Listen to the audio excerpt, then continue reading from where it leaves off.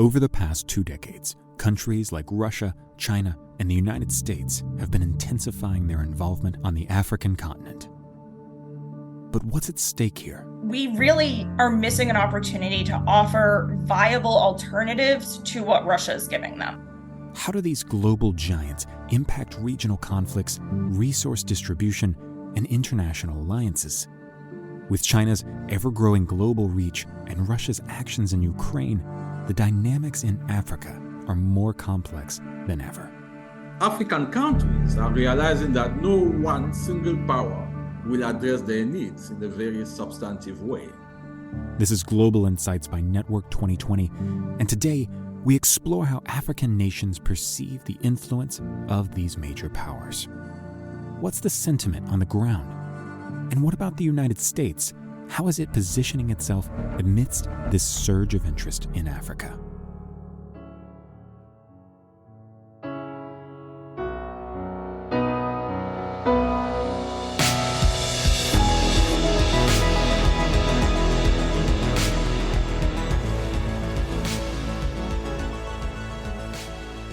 Joining us today is Catrina Doxsee, Dr. Joseph Sany, and Ambassador David Shinn.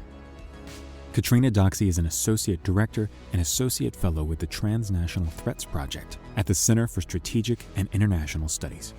Dr. Joseph Sany is the Vice President of the Africa Center at the United States Institute of Peace, and Ambassador David Shinn has been teaching African Affairs in the Elliott School of International Affairs at George Washington University since 2001 and previously served for 37 years in the U.S. Foreign Service. Moderating the discussion is Joanna Głowczewski.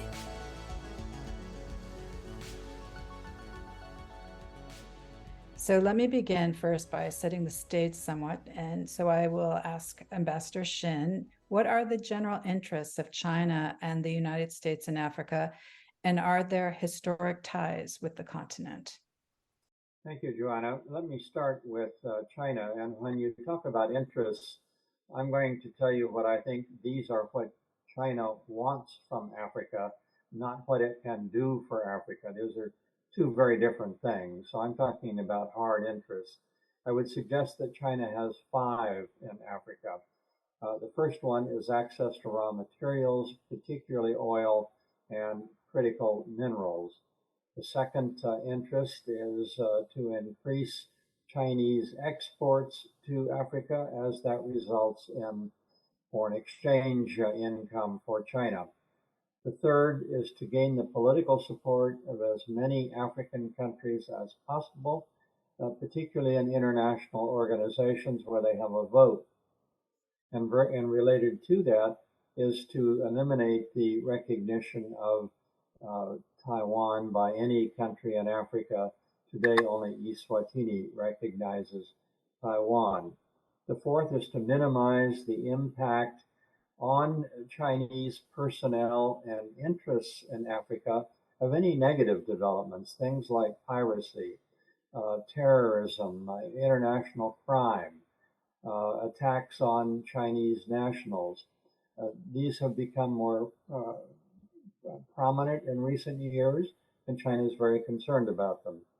And fifth and last is a desire to improve access for the People's Liberation Army Navy at ports in Africa, and eventually for its Air Force at airports in Africa.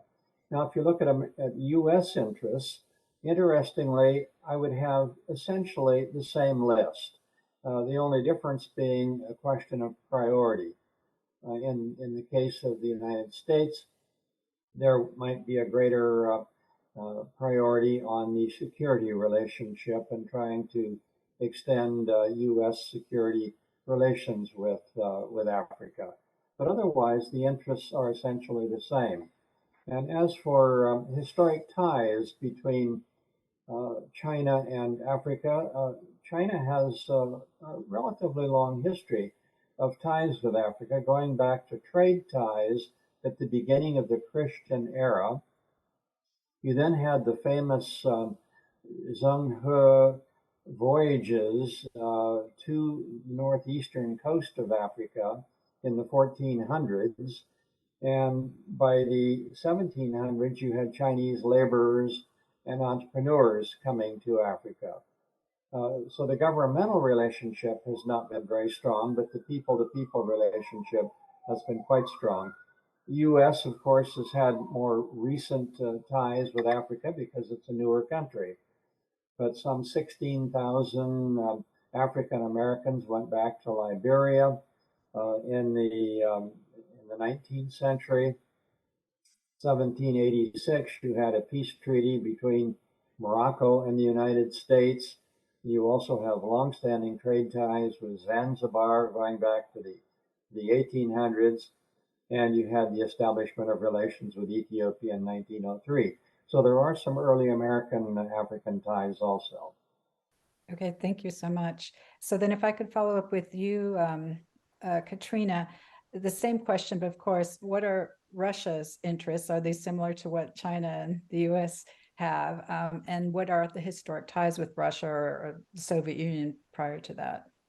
Absolutely. So I think of Russian interests, which I think are very similar to the interests that Ambassador Shinn laid out for China and the US, but I think of them in three big categories. They have geopolitical interests, military interests, and economic interests. In the geopolitical category, we see Russia trying to expand its sphere of influence on the African continent to an extent that it hasn't enjoyed really since the end of the Cold War. Along with that, we see it trying to displace Western influence where it can, particularly with former colonial powers such as France. And we've also seen, particularly since the beginning of this current war in Ukraine, that Russia has tried to use its various relationships with African countries as a way of reasserting itself as a legitimate actor on the world stage, despite the widespread condemnation of its actions in Ukraine. We've certainly seen that, for instance, with the Russia-Africa Summit this summer. In the second category for military interests, we see that Russia is interested in pursuing a number of options for military basing and power projection for both military and intelligence assets. One such interest has been its attempts to negotiate for a naval base at Port Sudan, which would give it access to the Red Sea and broader power projection in that sub-region. We also see that Russia is heavily involved in arms trade in Africa and has pursued a wide range of security cooperation agreements, oftentimes facilitated by private military companies as well as actual military or security actors. And then finally, we see it pursuing a range of economic opportunities, not just those arms sales, but also looking particularly at resource exploitation, ranging from mining for gemstones and gold to accessing energy resources and other lucrative natural resources such as timber or coffee. So we've seen that it pursues all of these interests across its different engagements on the continent. In terms of historical ties, Russia does have a long history with many of these African countries, particularly dating back to the Soviet era. And one of the things that Russia really prides itself on, puts forward in these narratives as it's dealing with African countries, is the fact that in contrast to countries like France, it doesn't have this heavy colonial legacy on the continent. It's really tried to put that forward, particularly among all of these narratives, anti-West narratives that are exploiting very real anti-colonial sentiment on the continent to position Russia as a better alternative, someone with a better history in dealing with Africa. And we certainly see that play out even looking to propaganda or the billboards that you see in downtown Bangui that are all depicted in very much a Soviet art style, but are modern propaganda, just trying to harken back to that era of Soviet friendship. Thank you so much. And now, Sany, we will turn to Africa itself. How do the countries in Africa generally view this great power competition, especially in light of history of colonialism?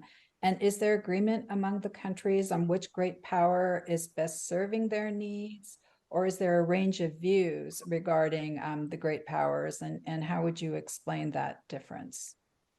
Thank you, Joanna. Thank you for the invitation. I think the first reaction is that of suspicion, right? Suspicion driven by the distant memories of colonialism right? And the recent memories of the Cold War, during which Africa was the theater of proxy wars between the two blocs. So there is that suspicion right there when we talk about global great power competitions on the continent. But when we dig deeper, we see that at the same time, African countries are becoming very assertive and looking for ways to take advantage of the competition. This brings me to your second part of your question.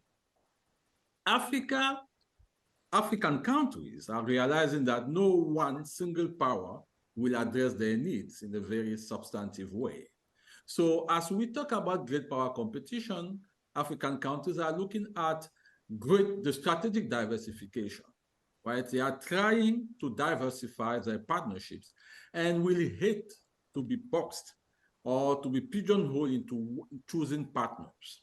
So they are trying to look around, look at China, the United States, the European Union, India, Turkey, all middle powers and regional powers who can help them address some of their fundamental development needs, be it infrastructure, agriculture, energy transition, etc. And that's why you will see that African countries are seeking less alignment to any given power, but more presence in forums that will allow them to be part of the decision makings that will affect their citizens. So you will see them fighting hard to have a representation in the G20, for example. You will see them working hard in the G77 that just took place in Cuba, because they want to be present. They don't want to be aligned, they want to be present so that they can finally shape their own destiny.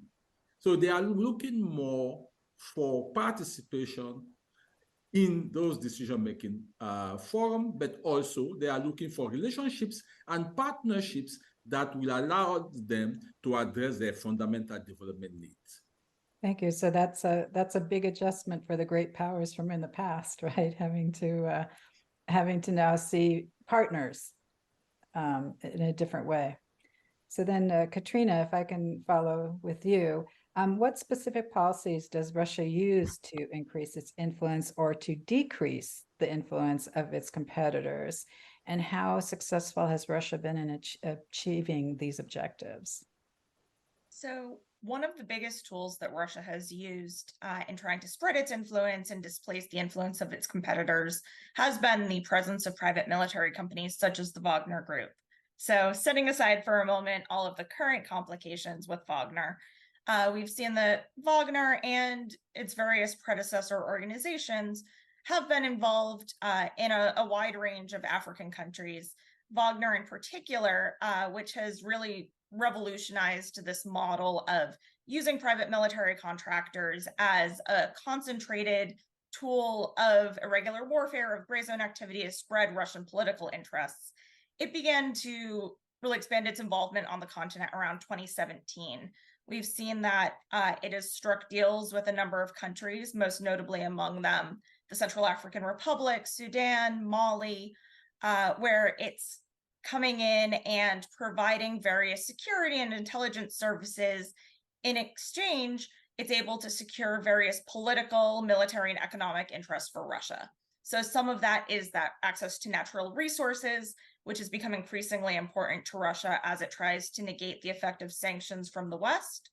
But it's also securing these various other geopolitical goals. In many cases, they've come in and directly replaced or simply outcompeted other traditional partners to play that role. Most notably, we see that the French wrapped up Operation Barkhane and then the related task force to Cuba with the EU forces as Wagner went into Mali. In that case, we see Russia presenting new forces as a new alternative to have a solution to ongoing security challenges that is something new. Operation Barkhane into Cuba hadn't had substantial success. They'd been going on for about a decade, and Russia was offering something new, a new alternative, and was coming in without that colonial baggage that a country like France has. We also see in the backdrop of all of this that Russia has carried out a wide range of disinformation campaigns and influence campaigns across the continent. Some of these are pretty specifically focused on, for example, the neocolonial legacy of France and the negative impacts that the West has had, even explicitly calling out this dynamic whereby they accuse the West of only engaging with Africa in terms of using it as a chess piece against Russia. And of course, these narratives do touch on some very real issues and very real concerns and grievances that people in African countries, both civilians and government forces, really do feel. In some cases, it's more overt. In other places, it's more of just backdrop shaping sentiment. And in addition to all of this, the Russian government has renewed its efforts to come to a range of security cooperation and diplomatic agreements with African countries. We've seen now 2 Russia-Africa summits take place. The first was more well attended, but in both cases, Russia is trying to reach out to as many African countries as it can engage with. It's pursuing a wide range of different diplomatic and security agreements. And in many cases, we see this sort of chicken and egg cycle whereby either Wagner or other Russian forces come in to carry out the terms of a deal, or in other cases, they may come into the country in advance of a deal to help shape the political environment and build that relationship so that Russia can secure additional deals and agreements moving forward.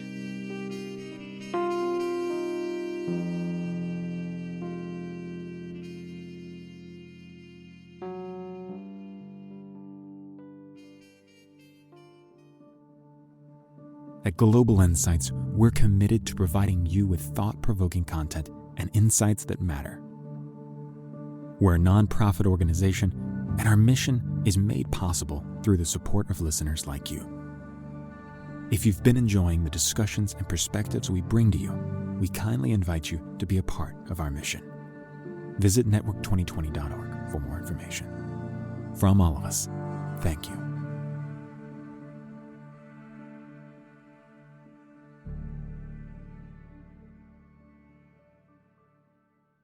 And so if I could follow up with you, Ambassador Shinn, with the same question, but with China and the US, how do they try to increase their influence and decrease the influence of their competitors, and how successful have they been? Sure, thank you, Joanna. I would suggest that China and the United States, again, pursue some very similar tools for increasing their influence and decreasing the influence of the other. Starting with high-level visits, China has developed this to a high art. It provides more high-level visit exchanges than the United States does, and as a result has, I think, been more successful in that regard. China also makes use of the party-to-party connection, that is, the Communist Party of China and ruling parties in Africa. This is something that the U.S. really does not do because we have a very different kind of political system. China also engages in the construction of government buildings, parliaments, foreign ministries, military barracks, etc. Again, something that the U.S. would rarely do, if ever, but it's been a particularly effective technique, especially when you do this as a grant rather than as a commercial deal. China engages in the normal aid, trade, and foreign direct investment efforts in Africa, as the United States does. The United States provides far more aid to Africa than China does. On the other hand, China is the largest trading partner with Africa ever since 2009.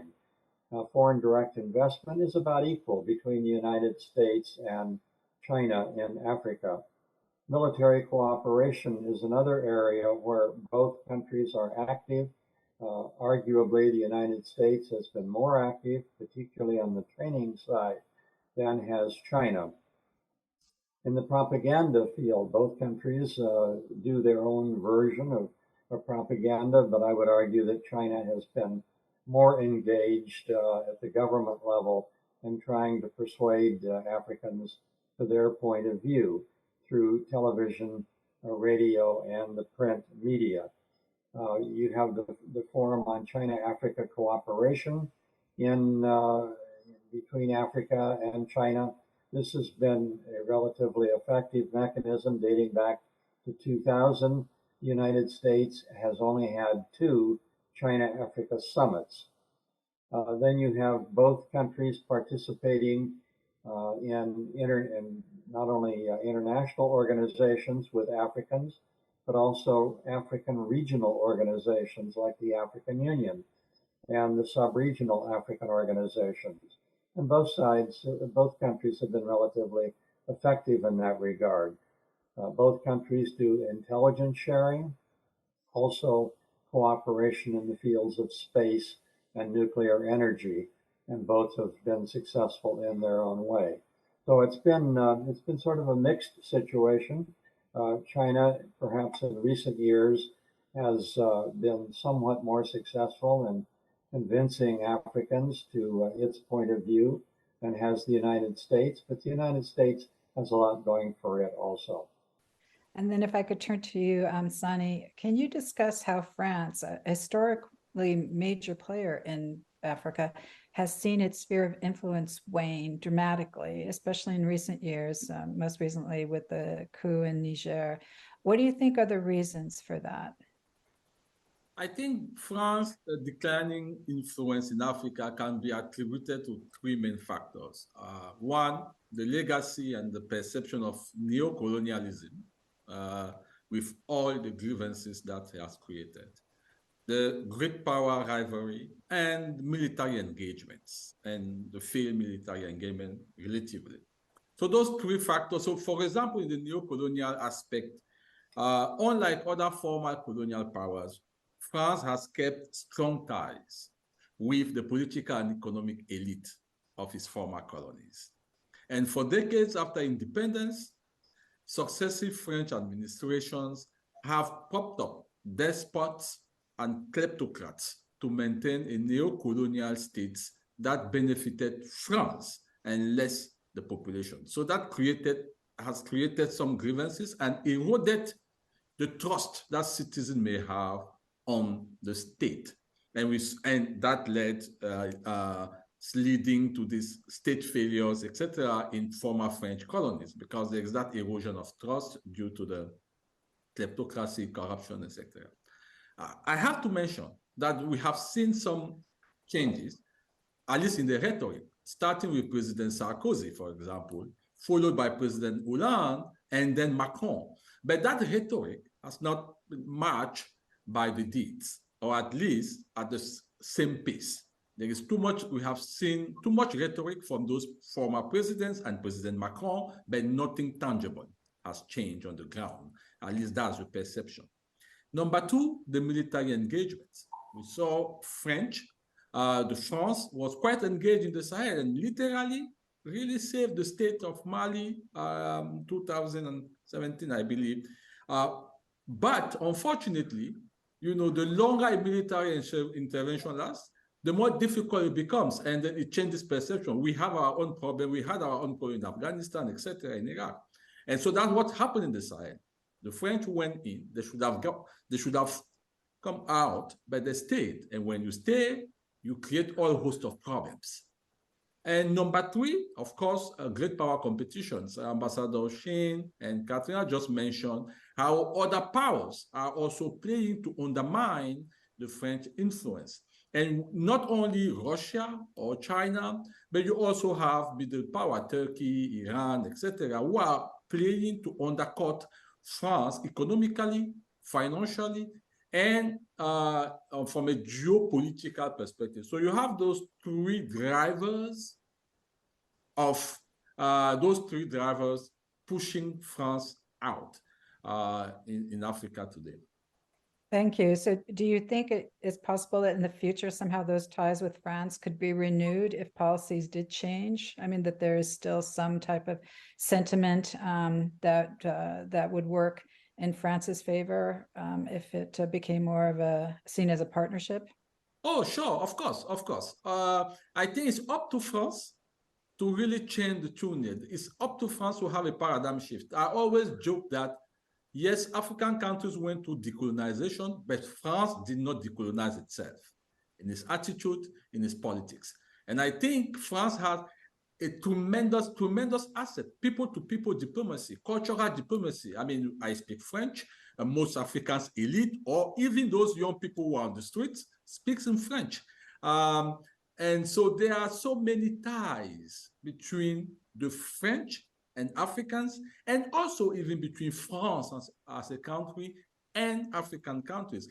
What Africans are looking for, even this new generation, is a change in the relationships, in the change of tone, the way they are looking for dignity and respectful relationship.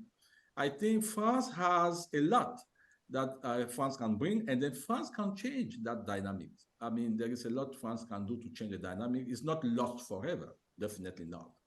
And now, Catrina, if I can follow up with you, you had mentioned the Wagner Group. And so given Prigozhin's recent death, what is the future of the Wagner Group, and what opportunities perhaps does it open up for the United States now that Prigozhin is gone?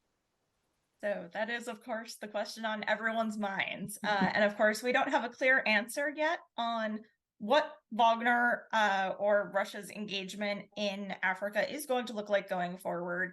We've certainly had a wide range of rumors, different indications based on movements on the ground, different rumors about different players who might be involved in taking over some level of leadership, whether other private actors, individuals within the government and the military, rumors of some portions of the Wagner network being taken over by the GRU or units subordinate to it.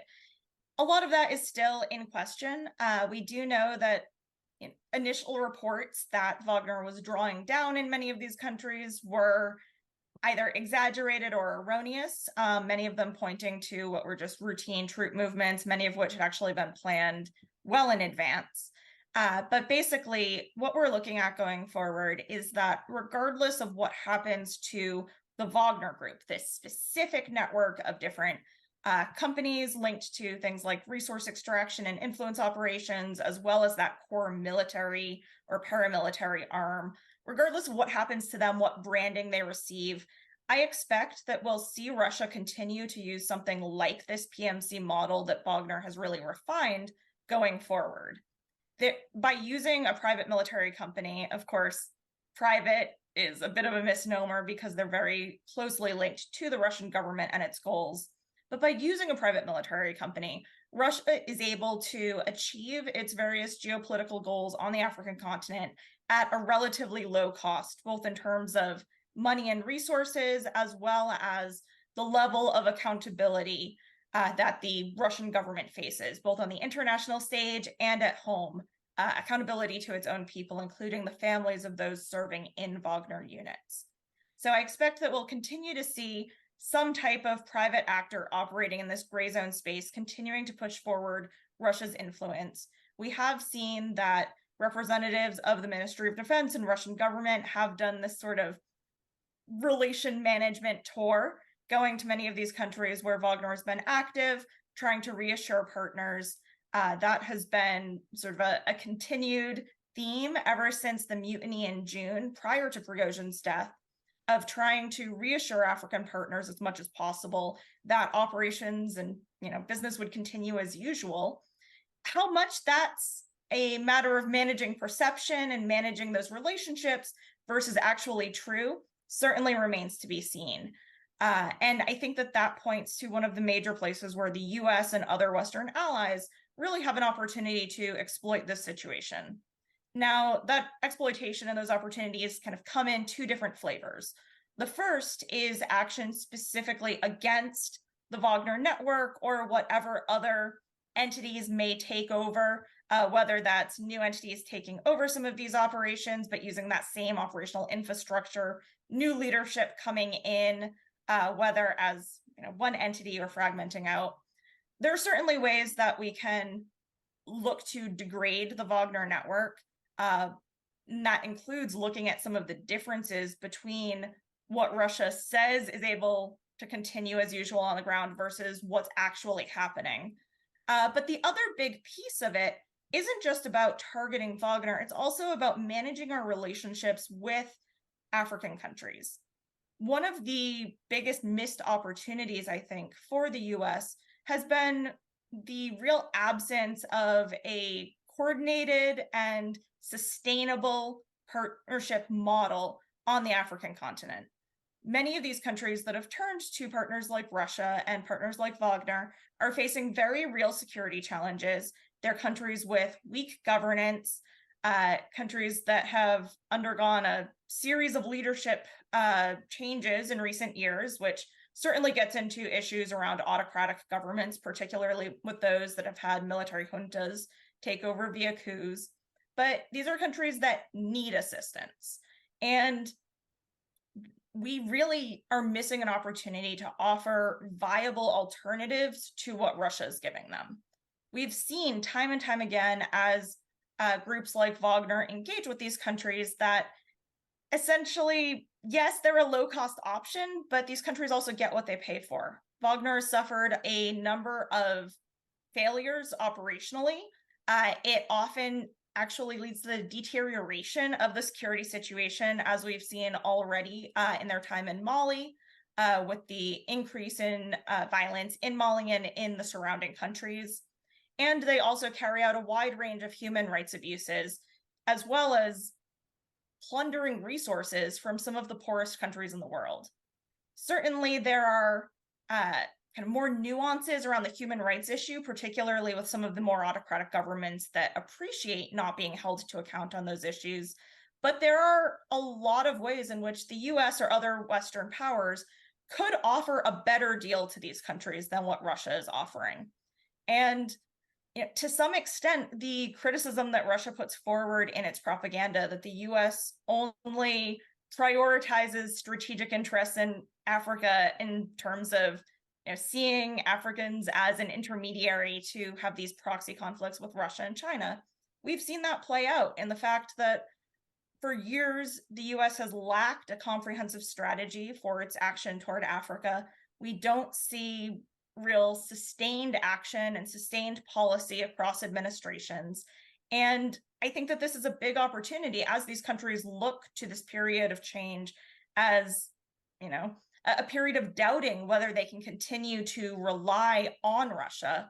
This is a great opportunity to offer new alternatives and really engage diplomatically with these countries so that there are other options on the table. Great, thank you so much. That is very helpful to know. I want to follow up more with Ambassador Shinn and Sany about this very topic about what opportunities are there for the United States. So let me follow up with you, Ambassador Shinn. What is the Biden administration policies toward the African continent, and what are the most important short-term and long-term goals to improve relations to create genuine partnerships with Africa? Well, I think the United States is trying to look at Africa from the standpoint of what the Africans need and what they want. There is always this undercurrent of great power competition, but I don't think that is what is driving the policy.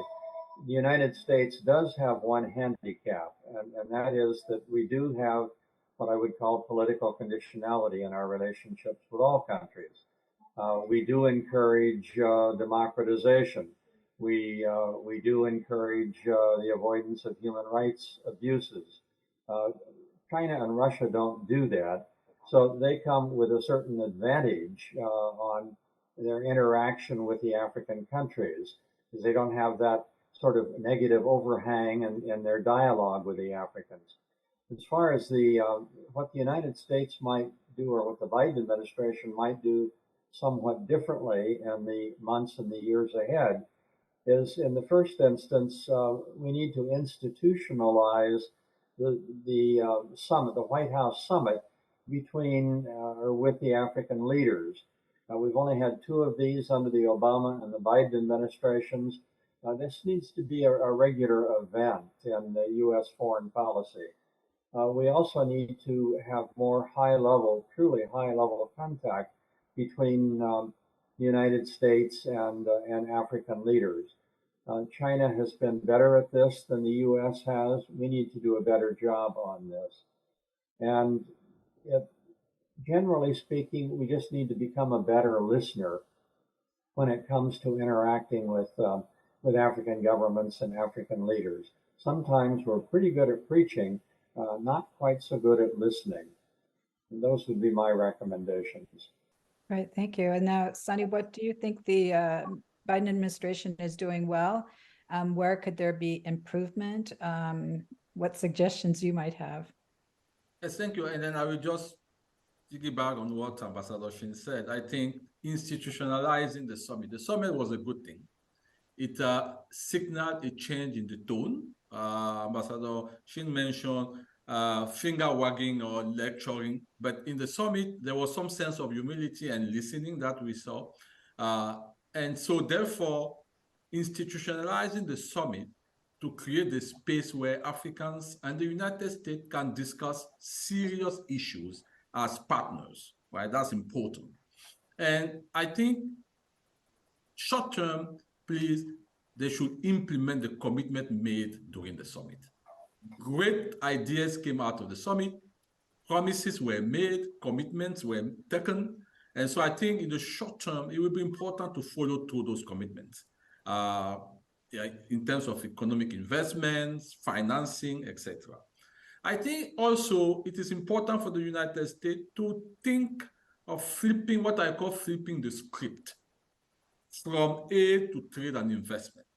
So far, the paradigm of the United States relationship with Africa has dominated by the idea that Africa is the weakest link of our network of partners and alliances around the world.